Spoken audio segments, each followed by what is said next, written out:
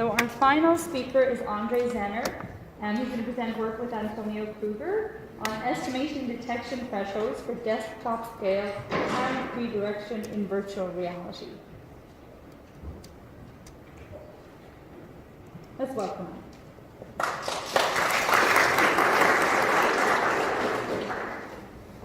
Okay, so thank you very much for the introduction, and hello everyone.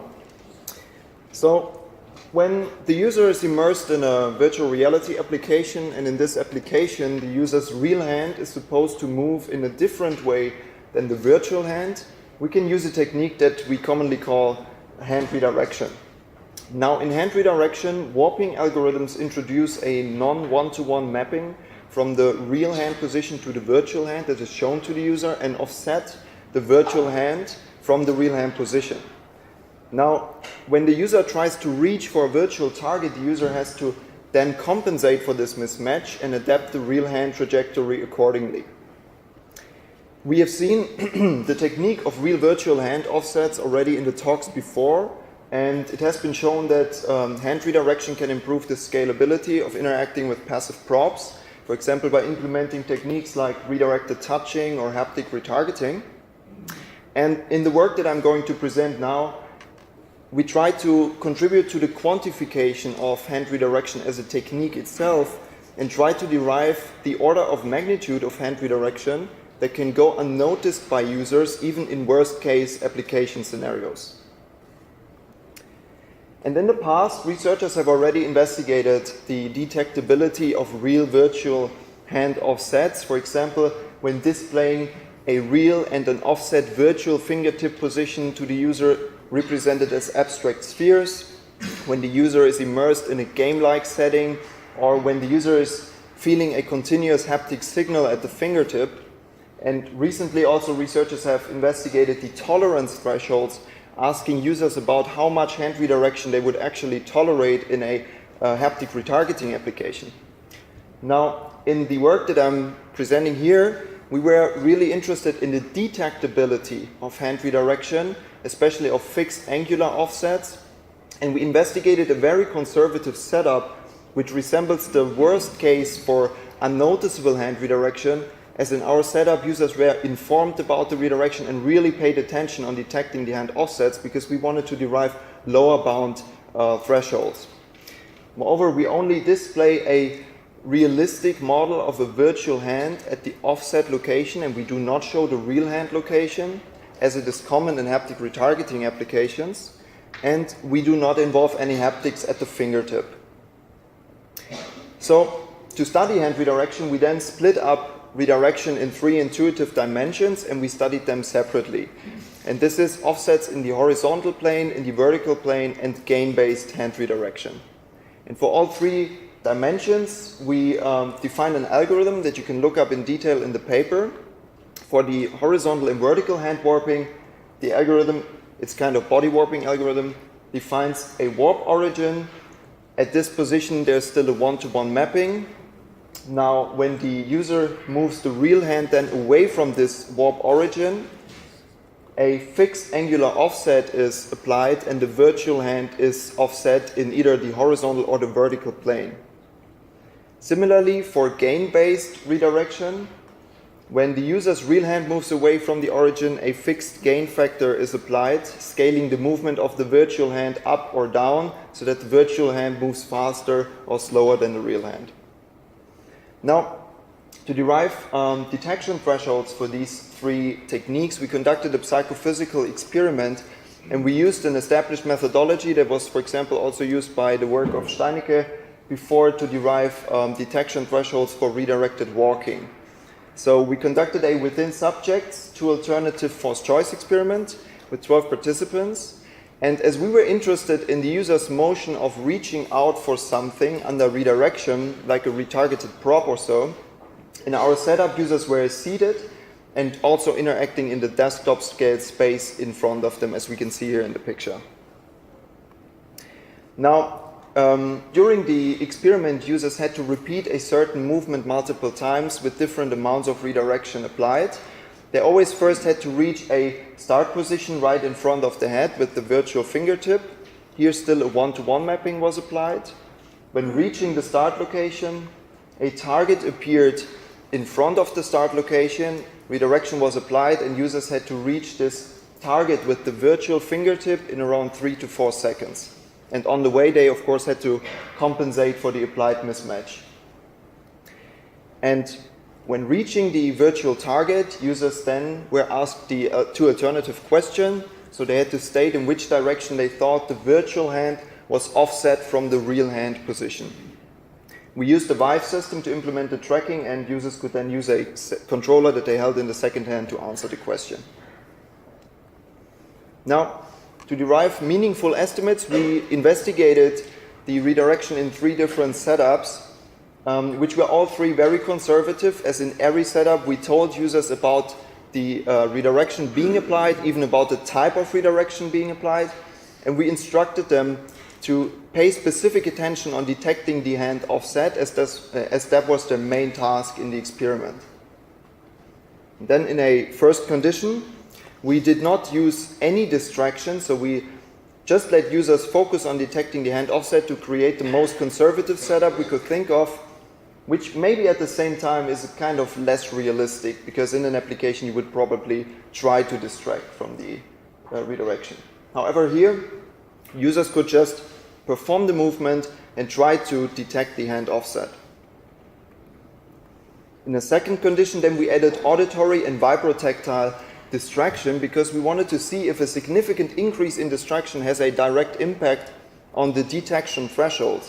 And so here we still had a conservative scenario, but a kind of more realistic setup.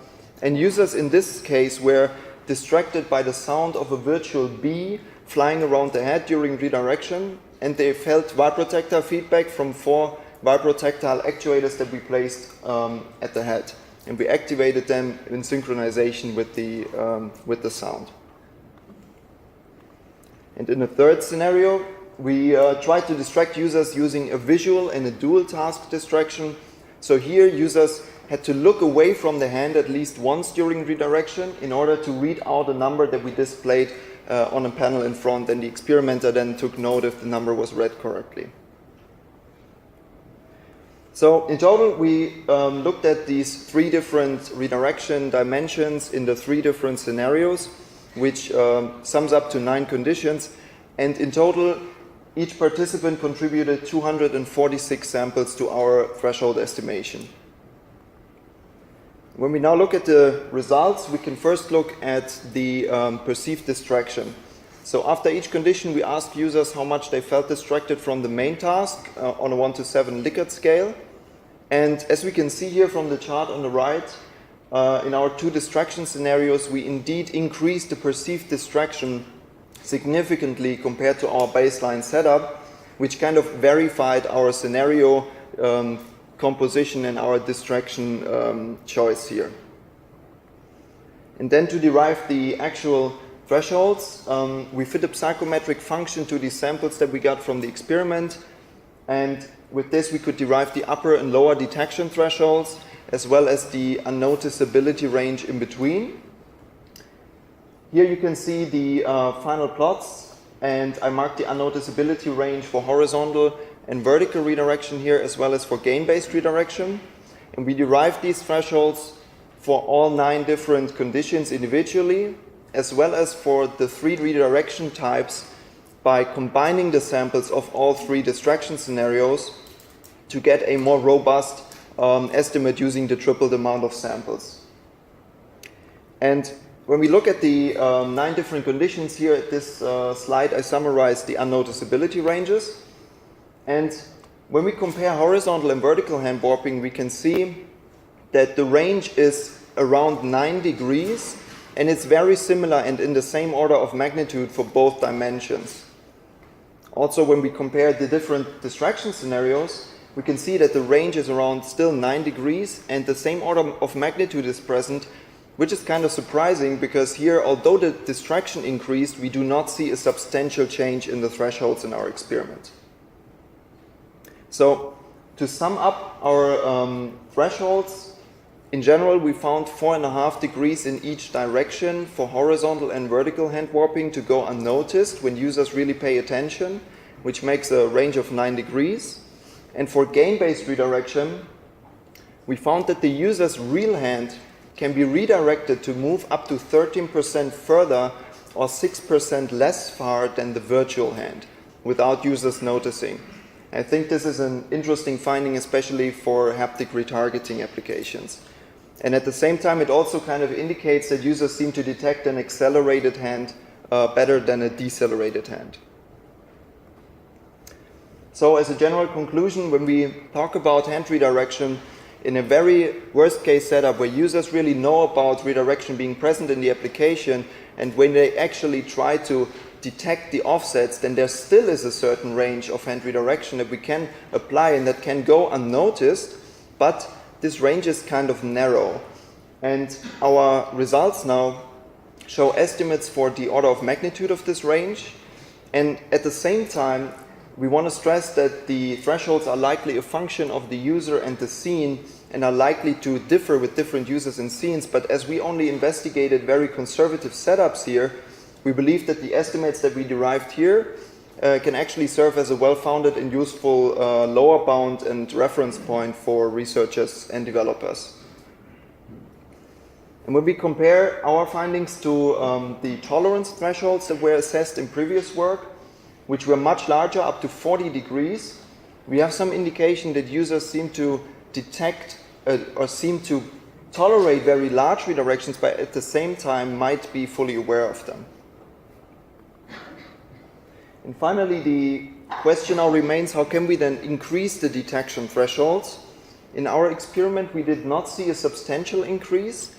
We believe that this is really because we only investigated this very conservative setup, and although the distraction increased, the difficulty of detecting the hand's offsets was likely not substantially changed. But comparing our work to previous work, we see two potential paths to increase thresholds.